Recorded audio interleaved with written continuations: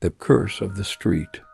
Elif was walking to the grocery store that evening. The streets were completely deserted.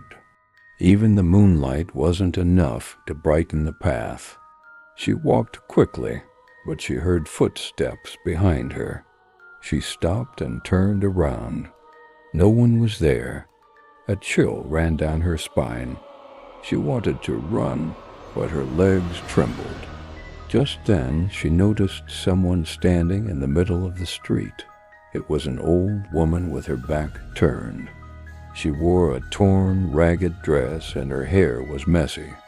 The woman suddenly turned around and locked eyes with Elif. Her eyes were pure white. There were no pupils. Elif froze in fear. The woman opened her mouth, but no sound came out. Instead, a whisper echoed, "You cannot pass through here." Elif took a step back, but the woman kept moving closer. She was about to reach Elif when Elif bolted and ran.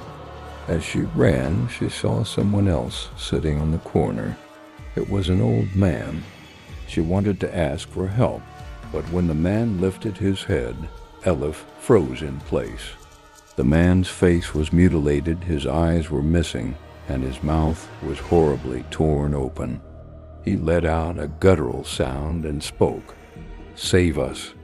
Elif screamed and ran again, but as she ran, her foot caught on something, and she fell. She tried to get up, but a hand grabbed her wrist. When she looked up, the old woman was standing over her. The woman leaned down and whispered into her ear, "You belong here now." Elif wanted to scream, but no sound came out. The woman's face suddenly rotted, turning into a decayed corpse.